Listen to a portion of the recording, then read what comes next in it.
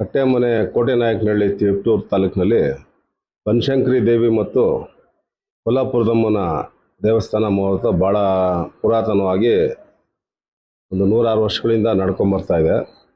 ಅಲ್ಲಿ ಭಕ್ತಾದಿಗಳು ಸುತ್ತಮುತ್ತಲಿನ ಹಳ್ಳಿಯವರೆಲ್ಲ ಭಾಳ ಭಕ್ತಿಯಿಂದ ಅಲ್ಲಿ ಬಂದು ಜಾತ್ರೆಗೆ ಸುಮಾರು 5 ದಿನಗಳ ಕಾಲ 23ರಿಂದ 28 ದಿನಗಳ ಕಾಲ ವಿಶೇಷ ಪೂಜಾ ಕಾರ್ಯಕ್ರಮದಲ್ಲಿ ಭಾಗವಹಿಸಿ ಅಮ್ಮನವರ ಪಾತ್ರೆಗೆ ಮತ್ತು ಹಾಗೆ ಜಾತ್ರಾ ಮಹೋತ್ಸವದಲ್ಲೂ ಕೂಡ ಪಾಲ್ಗೊಳ್ಳಿ ವಿಜೃಂಭಣೆಯಿಂದ ನಡೀತದೆ. ಸುತ್ತಮುತ್ತಲಿನ ಶಾಸಕರಾಗಿರ್ಬೋದು, ಜನಪ್ರತಿನಿಧಿಗಳಾಗಿರ್ಬೋದು ಮತ್ತು ಕ್ಷೇತ್ರದ ಎಲ್ಲ ಗಣ್ಯ ವ್ಯಕ್ತಿಗಳು ಕೂಡ ಇದರಲ್ಲಿ ಭಾಗವಹಿಸ್ತಾರೆ. ಅಂತ ವಿಶೇಷವಾಗಿ ಗ್ರಾಮಸ್ಥರು ಆ ಊರಿನ ಎಲ್ಲ ಭಕ್ತಾದಿಗಳು ಏನು ಹೊರಗಡೆ ಇರೋಂಥವ್ರು ಬೆಂಗಳೂರಿನಲ್ಲಿರ್ಬೋದು, ಮೈಸೂರಿನಲ್ಲಿರ್ಬೋದು, ಸುತ್ತಮುತ್ತ ಹೊರಗಡೆ ಹೋಗಿರೋ ಮಕ್ಕಳುಗಳೆಲ್ಲ ಆ ಸಂದರ್ಭದಲ್ಲಿ ಬಂದು 5 ದಿನಗಳ ಕಾಲ ಅಲ್ಲಿ ಭಾಗವಹಿಸಿ ಆ ಒಂದು ವಿಶೇಷತೆಯನ್ನು ಕಣ್ತುಂಬಿಕೊಂಡು ಮತ್ತು ಅವ್ರವ್ರ ಕ್ಷೇತ್ರಗಳಿಗೆ ಹೋಗೋವಂಥ ಪ್ರವೃತ್ತಿನೂ ಕೂಡ ವರ್ಷ ನಡ್ಕೊಂಬರ್ತದೆ. ಒಳ್ಳೆಯದಾಗಲಿ, ಇನ್ನು ಹೆಚ್ಚೆಚ್ಚಿಗೆ ಭಕ್ತಾದಿಗಳು ಸೇರಲಿ.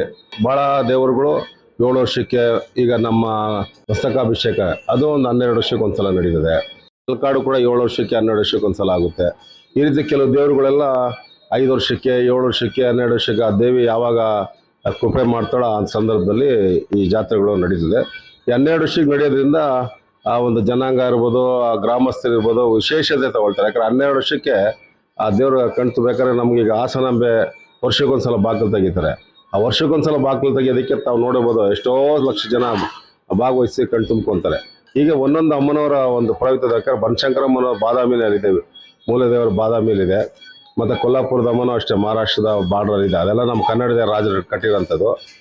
ಅದಕ್ಕೋಸ್ಕರ ಇದು ಇಲ್ಲಿ ಈ ಗ್ರಾಮದಲ್ಲಿ 106 ವರ್ಷಗಳಿಂದ ಆ ಭಾಗದಿಂದ ಬಂದಂಥ ಜನ ಕಟ್ಟಿ ಪೂಜೆ ಮಾಡ್ತಾ ಇರ್ತಾರೆ. ಅಷ್ಟು ದೂರ ಹೋಗೋಕ್ಕಾಗೋದಿಲ್ಲ ಅಂತ. ಹಾಗೆ ಎಲ್ಲ ಭಕ್ತಾದಿಗಳು ಭಾಗವಹಿಸಿ ಅದನ್ನು ಯಶಸ್ವಿಗೊಳಿಸ್ಕೋಬೇಕಂತ ನಾನು ಬಿ ಮೋಹನ್, ಬೆಂಗಳೂರು ಮಹಾನಗರ ಪಾಲಿಕೆ ಮಾಜಿ BBMP ಅಧ್ಯಕ್ಷರಾಗಿದ್ದೆ. ಎಲ್ಲ ನಾನು ಕೇಳ್ಕೊತಾ ಇದ್ದೆ. ನಮಸ್ಕಾರ.